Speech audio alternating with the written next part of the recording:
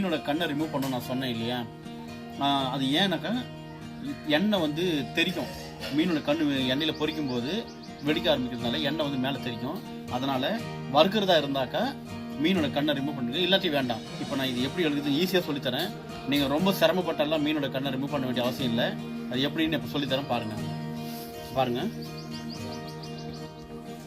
நல்லா பார்த்துங்க. இப்போ இந்த மாதிரி வந்துட்டு மீனை நல்லா சுத்தம் பண்ணிக்கோங்க. ஃபஸ்ட்டு மீனை நல்லா சுத்தம் பண்ணி எடுத்துக்கோங்க.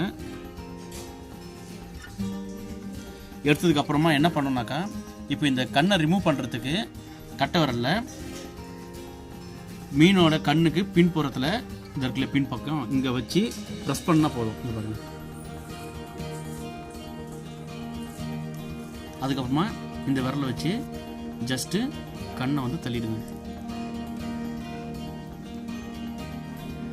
இப்போ நம்ம இந்த பக்கம் பண்ணலாம். இப்போ இந்த கண்ணை எப்படி ரிமூவ் பண்ணுறதுன்னு பாருங்கள். நான் வந்து கட்டை விரலை பயன்படுத்த போகிறேன். கட்டை விரலை வச்சு எப்படி பண்ணுறதுன்னு பார்க்கலாம். இந்த பின்பகுதியில் இங்கே வச்சு கட்டை விரலை வச்சு வெளியே தள்ளிங்கனாக்கா கண் வந்துடும். இந்த விரலை வச்சு தள்ளிங்கன்னா மீனோட கண் வந்து அழகாக வெளியே வந்துடும்.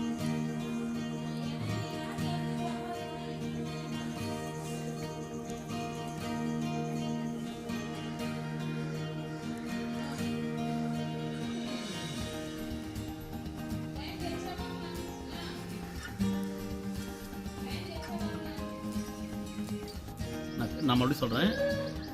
இது இருக்குது. கட்டை வரல பின்பக்கமாக கண்ணுக்கு பின்னாடி வச்சு தள்ளிங்கன்னா வந்துடும். அதுக்கப்புறம் இந்த கண்ணை வந்துட்டு ஈஸியாக ரிமூவ் பண்ணிடலாம்.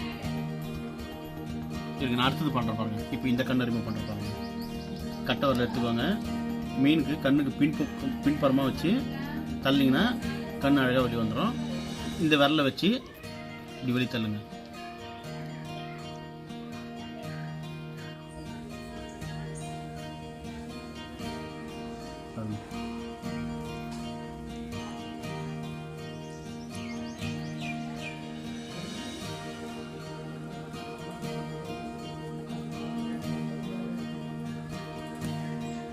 இந்த வீடியோ உங்களுக்கு நிச்சயமாக பிடிச்சிருக்குன்னு நம்புகிறேன்.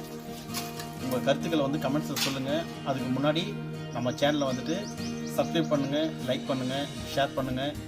நன்றி, வணக்கம்.